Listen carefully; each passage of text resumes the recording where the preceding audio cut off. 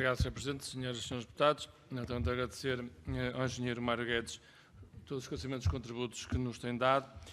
E eu começava por lhe pedir se nos voltava a detalhar o seu percurso, quer na DGEG, quer na EDM, quer no Gabinete do Secretário de Estado, que há um bocado fiquei com algumas dúvidas, se me podia detalhar um bocadinho todo esse percurso. Ok. Eu assumi funções como técnico especialista junto do Sr. Secretário de Estado da Energia, salvo erro, dia 4 de janeiro de 2016. Passado, acho que salvo erro, a partir de junho, regressei ao Conselho de Administração da EDM, onde tinha estado desde 2010 a 2013. Ou seja, em junho de 2016, passei a ser membro do Conselho de Administração da EDM e estive lá até 10 de abril de 2017. Tinha-me dito que em janeiro de 2016 esteve... Não, assumi a função de técnico especialista no gabinete do Secretário de Estado da Energia dia 4 de janeiro de 2016. Ok. Muito obrigado. Antes então de ser nomeado para a DGEG, acompanhava os trabalhos da Direção-Geral de Energia? Nessa altura estava na empresa de desenvolvimento mineiro, mas em termos de funções, as minhas funções no gabinete do Sr. Secretário de Estado, é disso que me está a perguntar. Nesse caso, acompanhava sobretudo a parte relacionada com a indústria extrativa, quer seja ela a parte de minas, pedreiras, quer seja a parte hidrogeológica, águas de nascente e águas minerais, diga-se. Muito obrigado. Foi referido nesta comissão por diversas personalidades que o Governo anterior concretizou um conjunto de medidas que permitiu cortes nas rendas de energia superiores a 3 mil milhões de euros. Ouvido nesta comissão, o Dr. Artur Trindade referiu que as medidas que promoveu não incidiam somente em cortes de custos, mas também em medidas de política energética relacionada com o melhor funcionamento do setor elétrico.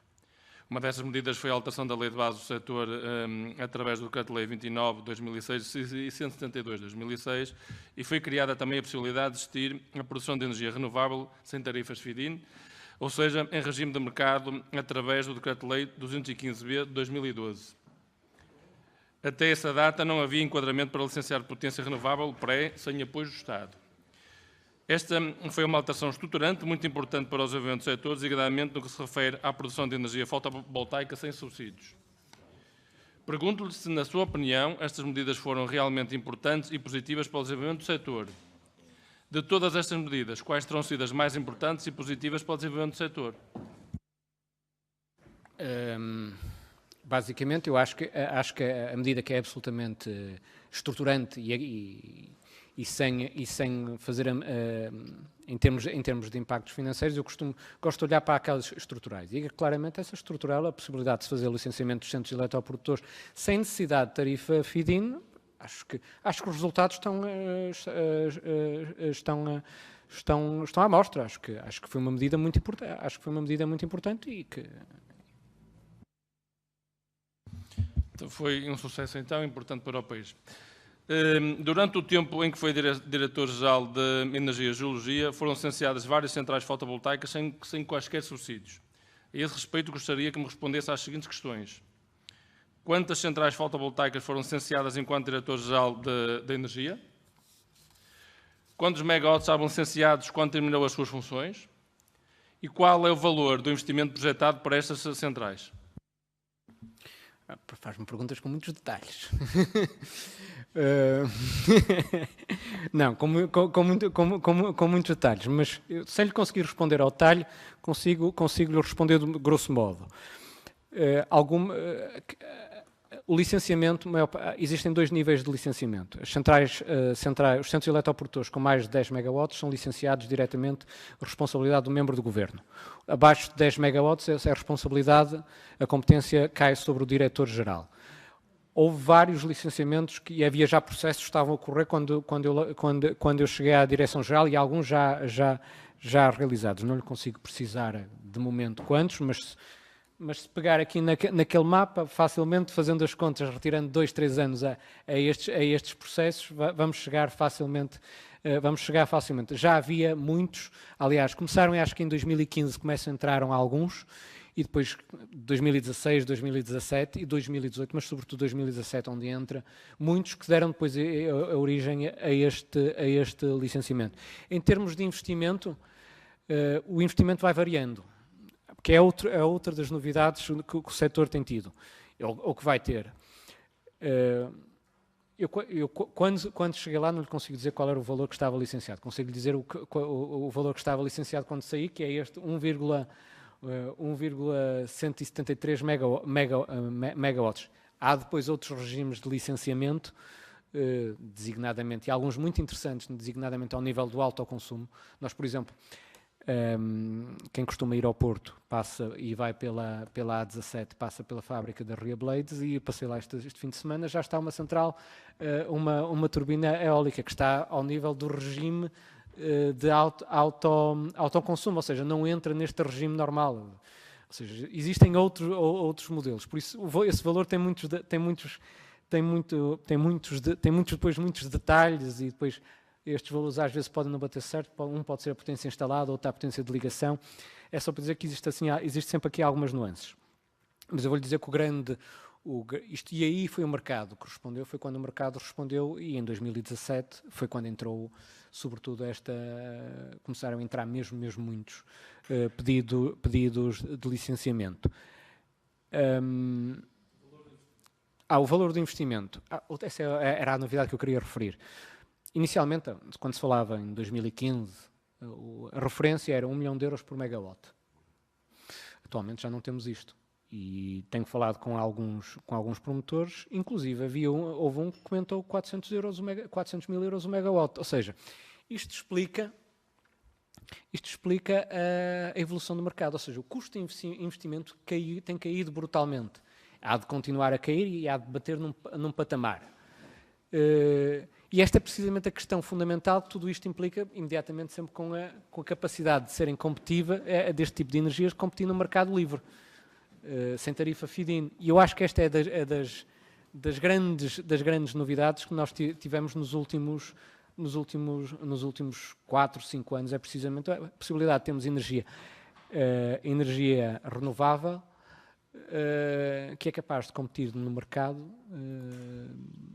sem necessitar qualquer tipo de tarifa feed-in.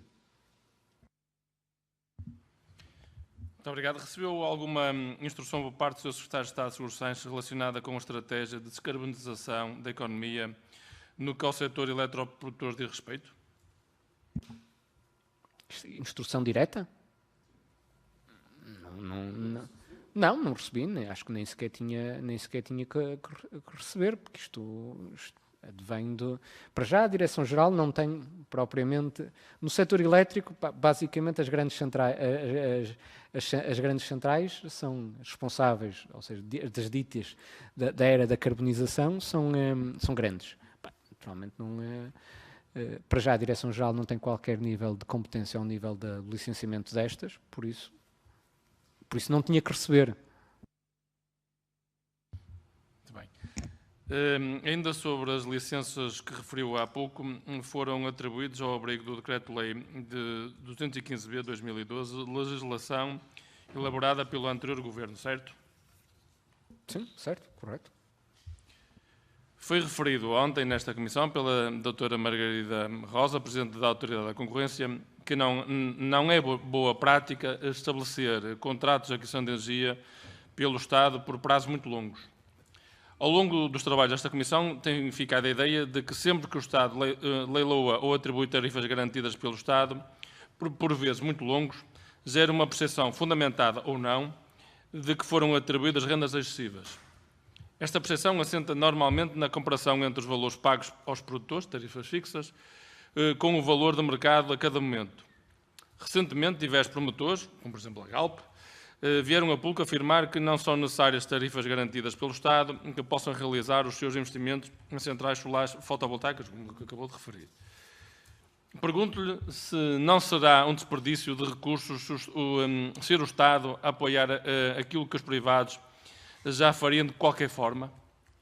Da sua experiência enquanto Diretor-Geral de Energia, entende que há procura e capacidade de investimentos para projetos de produção fotovoltaica em regime de mercado? Absolutamente.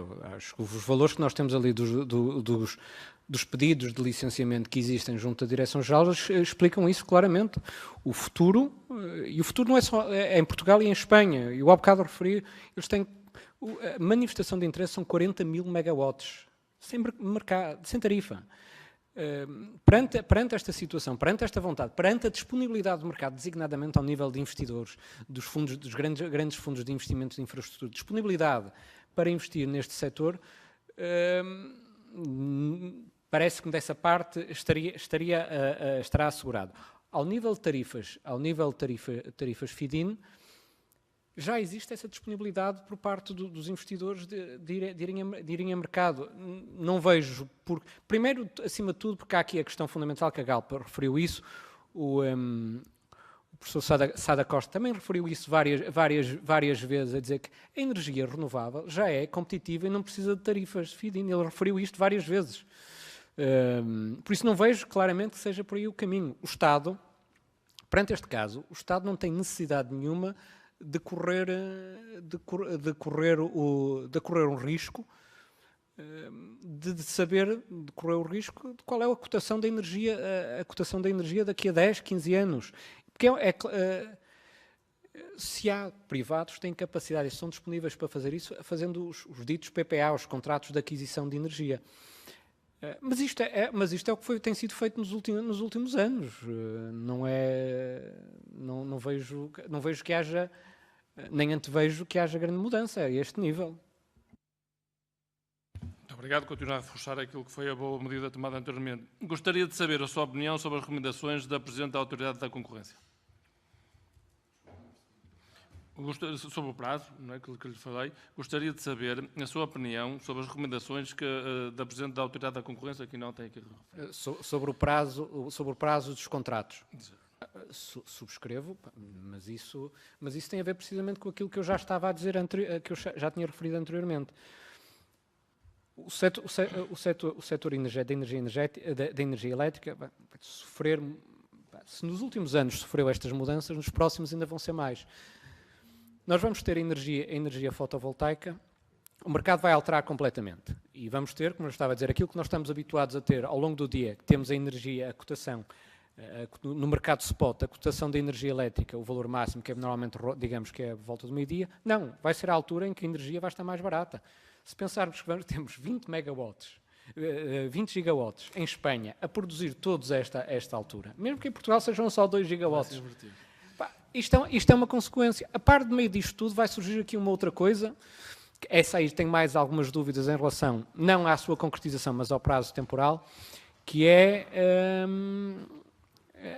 o armazenamento. O armazenamento de energia vai surgir, mais tarde ou mais cedo. Se no meio desta equação colocarmos aqui mais fatores de risco, como é o carro elétrico, ou seja, a mobilidade elétrica, o que é que ela pode vir a ser e como é que ela vai influenciar isto tudo, eu costumo dizer que estamos perante um admirável mundo novo. A seguir colocamos as outras tecnologias que aí temos, colocamos a tecnologia do hidrogénio, que também pode ser fundamental no meio disto tudo. Ou seja, qualquer ato de estar a correr um risco por um prazo, torno a dizer, ninguém consegue adivinhar o futuro. Conseguimos perceber algumas linhas. Adivinhar a cotação da energia daqui a 5 ou daqui a 10 anos. Olha, se eu soubesse, não estava aqui e estava a preparar-me para ficar rico daqui a 5 ou daqui a 10 anos. Acho que é este o conceito e acho que isto é uma questão de prudência, tendo em conta estas mudanças todas. Temos o mercado a funcionar e eu acho que é isso que nós temos que promover, é precisamente o mercado, e o Estado tem que o regular. Que não haja a menor dúvida em relação a isso. Muito obrigado. De acordo com uma entrevista que deu ao programa Sexta às 9, além deste corte, estavam a ser estudados mais de 378 milhões de euros em cortes a aplicar às empresas do setor. Pergunto-lhe se me poderia explicar com detalhe em que constavam esses cortes adicionais e qual era a sua fundamentação legal. Basicamente já foram aqui comentados. Um deles era o do relatório da Bratel, que o valor que estava apontado e que tinha sido ouvido em audiência de interessados EDP, nos 72,9 milhões de euros. Havia uma outra situação que estava em análise e que tínhamos recebido, que é da dupla subsidiação da energia renovável, que era aquele valor que foi identificado pela IGF no valor de 300 milhões de euros. Grosso modo, eram estes dois, e depois mais os outros, mais uma série de outros dossiês, mas basicamente, do ponto de vista, o que poderão, eu não apontei esse valor, não fui eu que indiquei de certeza absoluta a totalidade desse valor. Os dois valores que indiquei são estes, e são meras referências. Em que faltava tomar a decisão final.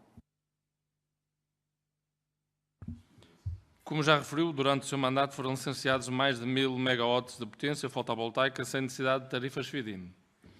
O atual Secretário de Estado da Energia, João Galamba, já anunciou a intenção do Governo em promover leilões de licenças de renováveis com tarifas feed-in, por um prazo de 15 anos, e a possibilidade de permitir aos produtores de energia eólica o sobre-equipamento dos seus parques com uma tarifa feed-in de 45 euros durante 15 anos. Pergunto qual é a sua opinião sobre a política do novo Estado da Energia em relação à atribuição de tarifas feed-in por prazos superiores a 10 anos. Também se tem alguma ideia do racional que o Governo utilizou para definir um valor de 45 euros megawatt-hora para o sobre-equipamento. E porquê o prazo de 15 anos? Tem algum racional demonstrável?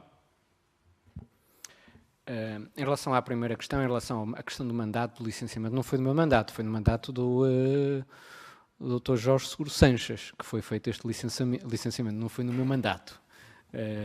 Porque já havia licenciamento, e não foi no meu mandato, porque a responsabilidade não é minha. Política claramente não é, estratégica que também claramente não é. Em relação à questão, novamente, do sobreequipamento, eu acho que basicamente já respondi. Há uma coisa que não lhe consigo responder. Qual é o referencial, se são 45 euros o megawatt, não lhe consigo responder, não sei. Há uma coisa que eu sei.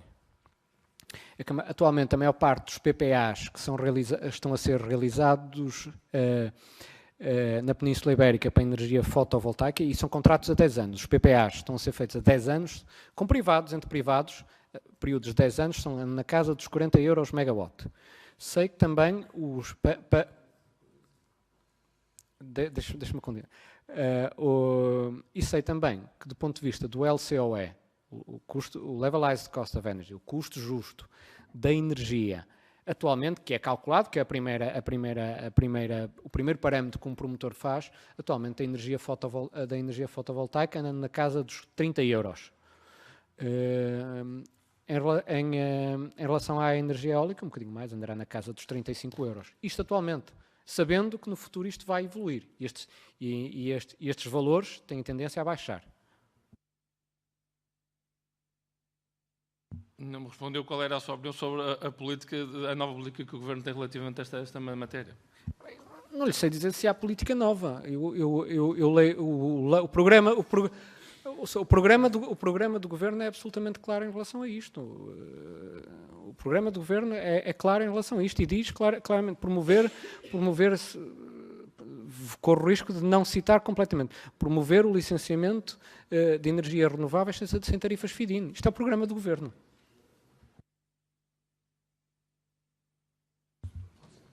Então, deduzo que as declarações são uma arrepio daquilo que é o programa do Governo.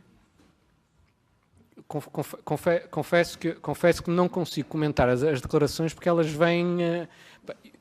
têm aparecido nas comunicações sociais têm sido... Confesso que não consigo depreender, primeiro, que vai haver tarifa feed-in. Consigo prever que vai haver leilão, mas leilão não significa que possa haver tarifa feed-in. É importante. Agora, em relação à tarifa feed-in, não consigo depreender esse aspecto. Aliás, tenho dificuldades em perceber a dificuldade que acho que em que locais é que vai ser, em que potência é que vai ser leiloado e em que locais.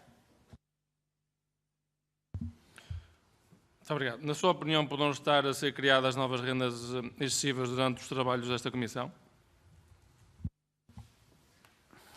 Se houver tarifas feed-in, não é uma questão de criar rendas excessivas.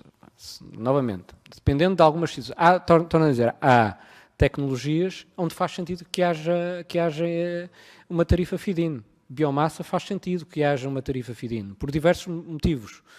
Pelas externalidades, pelo facto de não ser uma tecnologia concorrencial. Aí, nesses sítios, fazem sentido. Há pelo menos duas tecnologias onde não faz sentido que haja, destas ditas, das novas, onde faça sentido existir tarifas feed-in. A energia eólica e, designadamente e fundamentalmente, na energia fotovoltaica. Por todos os motivos que eu já referi, pela evolução do mercado, pelo custo, pela margem que atualmente os produtores, os promotores já conseguem obter, e pela evolução. Muito obrigado. Nesta comissão tem sido referida a existência de lobbies no setor, seja o da eletricidade, seja o do nuclear ou até mesmo das renováveis. Alguma vez se sentiu pressionado ou condicionado por algum destes lobbies? Se sim, qual? Sr. Deputado. Como deve imaginar, o Diretor-Geral sofre várias solicitações diariamente. Vou-lhe dizer que são dezenas. Ao final de uma semana são dezenas e dezenas. E recebi, e se a postura que sempre tive foi falar com todas, tentar ser o mais aberto e tentar falar o máximo possível com todos os agentes do setor. Novamente, o setor da energia, da Direção-Geral, é abrangente. Nós temos setores que nenhum de nós, aqui dentro, às vezes, certamente iria surpreender, como há questões relacionadas com a qualidade de iluminação. Há um sem número de situações, e essa sempre foi a minha postura, foi sempre falar com toda a gente. Vou-lhe dizer que, do meu ponto de vista pessoal, a única coisa que me pode pressionar na minha vida é a minha consciência. Rigorosamente mais nada me pode pressionar. É a minha consciência e a minha vontade de querer fazer as coisas como deve ser e como tem que ser, com respeito pela legalidade e pela ética. Acho que é a única pressão que eu alguma vez senti. Agora, que a Direção-Geral o Diretor-Geral sofre imensas solicitações, mas isso é normal. E vou-lhe dizer que aqueles que me custaram mais foi ter empresas que me questionavam e que solicitavam coisa, e eles tinham razão. E a Direção-Geral não conseguia resolver em tempo útil. Mas essa digamos que é a única pressão que eu alguma vez posso sentir, foi da minha consciência. Rigorosamente mais nenhuma da outra poderia aceitar. Muito obrigado. Mais uma vez, referindo à reportagem do 6 às 9, em que é entrevistado, é referido que foi substituído pelo único diretor de serviços que despediu. Poderia contar os motivos e o processo que levaram a decidir pela admissão do engenheiro João Pedro Correia Bernardo? Qual a sua opinião sobre a sua nomeação do seu substituto? Eu já abordei ligeiramente esse tema aqui no início. Havia situações que não estavam claramente a correr bem. E quando se chega a uma determinada altura em que se atinge um limite, para bem e para a proteção das pessoas todas, há necessidade de fazer mudanças. E, acima de tudo, havia necessidade de resolver um sem número de situações, designadamente aquilo que são as questões que nós tínhamos. Vou dar só exemplo desta, que é o facto de nós tínhamos os PO regionais e tinha os senhores presidentes dos municípios constantemente a questionarem a Direção-Geral, porque a Direção-Geral não estava a responder em tempo útil aos respectivos pareceres. E foi preciso resolver, e foi preciso resolver a situação e resolveu-se da situação. Correu bem, estes problemas conseguiu-se ultrapassar todos, designadamente também havia outras situações que não estavam a correr bem. Eu vou-lhe dizer que não há um motivo único, porque o motivo único não cabe para nada na vida. Eu acho que tem que haver vários motivos, e ali que eu havia claramente vários motivos, e assim foi feito. Em relação à nomeação, eu não sou capaz de tecer comentários em relação a isso, porque não me compete, não fui o autor da decisão, por isso. Na sua opinião, porque é que foi demitido? Não lhe sei responder. Referiu, há pouco foram atribuídas licenças de produção fotovoltaica, não conseguiu justificar o valor em megawatts. inquirido nesta comissão, o Dr. Miguel Barreto, também a Leis-Diretor-Geral da Energia, referiu que o ato de passar uma licença de produção de energia consiste num ato meramente administrativo. Isto é, as condições para se ter uma licença estão plasmadas na lei e, se o proponente cumprir aquelas condições, é-lhe concedida a licença. O papel de GEG é meramente de verificar e assegurar o cumprimento das condições legais. Está de acordo com este entendimento? Legais e técnicas,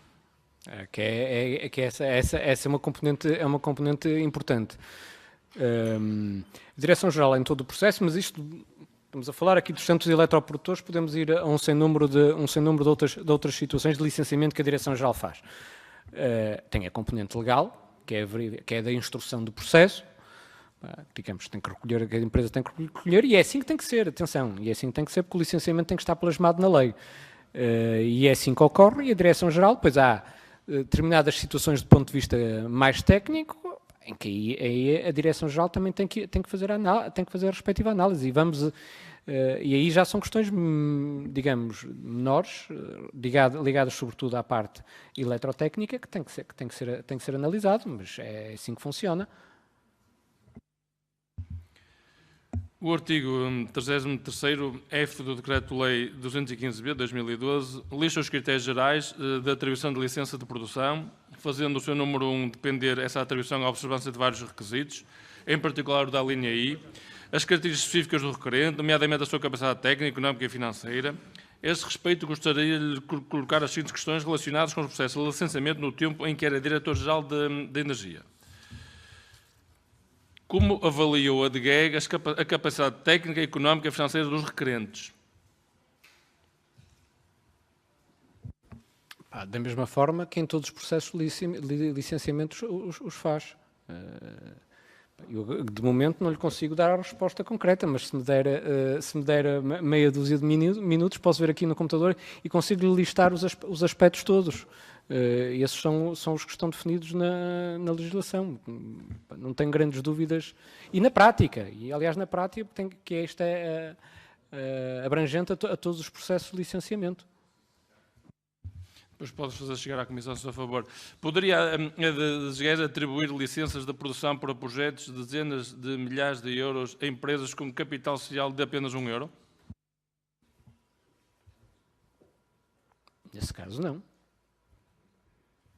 Poderia a DGEG atribuir licenças de produção a centrais fotovoltaicas mais complexas que a Mareleja, a empresas sem qualquer capacidade técnica conhecida no setor fotovoltaico? A Direção-Geral avalia a qualidade do projeto, ou seja, avalia o projeto eletrotécnico. Isso tem que o fazer. E essa questão tinha que ser, mas e avalia também o promotor? Capacidade do tem um diretor promotor? Tem um diretor técnico. Mas só o diretor técnico não chega, não é? Porquê? Chega só a ter um diretor técnico para a empresa estar em condições e ter todos os requisitos? Sr. Deputado, não tenho aqui os detalhes todos, mas eu posso ir buscar essas nuances todas. Isso é dos temas, estamos a falar dos temas mais sensíveis que existem sempre no licenciamento, são precisamente esses dois requisitos. São esses dois, é a avaliação da capacidade técnica e da capacidade económica e da idoneidade, da capacidade técnica e idoneidade e da capacidade económica e financeira. Mas isso eu posso fazer chegar. Não sei... Sim, com certeza. Agradecemos que faça chegar à Comissão. Nos termos do número 3 do artigo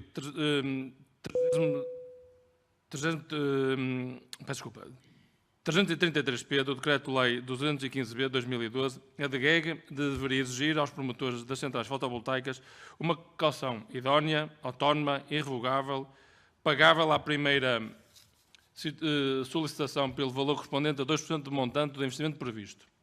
Pergunto-lhe, como era definido o montante de investimento previsto? Eram os promotores que o definiam? Sim, são os promotores que definem o investimento, são os promotores é que conhecem melhor, são eles que são responsáveis pelo próprio investimento e conhecem o próprio investimento. E era assim que funcionávamos. Agora, a Direção-Geral tem um espírito crítico relativamente à lógica do investimento e aos valores de investimento proposto, Eu gostava de salientar uma coisa. O projeto não é só colocar um projeto. Quando é apresentado, não aparece só o número de painéis fotovoltaicos e não sei quantos metros de cabo. Tem tudo o resto dos componentes. E a Direção-Geral tem capacidade, pelos seus técnicos, se me perguntarem a mim, não sou capaz. Mas os técnicos têm absoluta capacidade de fazer essa avaliação se o valor proposto corresponde ao investimento real. Mas há aqui outra nuance que eu gostava de salientar. Estes valores de investimento têm vindo a baixar, este investimento unitário por megawatt, que esta é uma tendência interessante. E deixe-me só acrescentar, todos estes promotores que aqui estão, estas centrais fotovoltaicas, estas centrais que estão aqui, não são só fotovoltaicas, estas são só fotovoltaicas, mas as outras apresentaram caução. E garantia bancária, first demand. Sr. Deputado, penso que, pelo sinal que me fez, que tem mais algumas questões e finaliza e também não vai à segunda ronda, é isso? Tenha a bondade, então. Uma pergunta que eu tinha, que tipo de calções eram entregues, já acabou por me responder. Ora, se os investimentos projetados são de acordo com o que referiu há pouco, em vários milhões de euros, que são cerca de mais de 10 milhões, é então expectável que o Estado já tenha arrecadado calções em muitos milhões de euros. Pode garantir que, caso os investimentos não sejam concretizados, o Estado português está protegido através das calções previstas pela lei? Estas calções têm um valor de 2% do investimento, que é o que está definido na lei. Por isso eles estão lá. Se no prazo de 2 anos, mais uma possível prorrogação de 1 ano, os investimentos não forem executados, naturalmente não vejo outra alternativa senão ao Estado revogar a licença e executar a caução. Uma última pergunta. A de GEG já executou alguma caução? Quando e por quanto? Será por causa deste tipo de ações da GEG liderada por si que o atual Secretário de Estado, João Galamba, está a inspecionar as licenças atribuídas para a produção de energia solar sem subsídio, como é referido na imprensa? Até o momento não houve necessidade de executar nenhuma. Porque todas elas, lá está, temos o período de 2 anos, enquanto eu lá estive, porque isto tem a ver com o período de licenciamento, tem a ver com os pedidos, a mais antiga que havia ainda já está em produção, acho que vinha uma de 2015, não tenho bem a certeza aqui dos valores, essa está em produção. Em relação às outras não se verificou essa necessidade, porque ainda estava dentro do período, enquanto eu lá estive, ainda estava lá no período de 2 anos mais 1, ou seja, 3 anos, não houve necessidade de executar caução as deste regime. Outras situações de outros regimes, isso ocorreu. Mesmo para finalizar, pergunto-lhe só se em algum momento propôs a nacionalização da REN ou da EDP. Não tenho... longe de mim pensar numa coisa dessas, claro que não.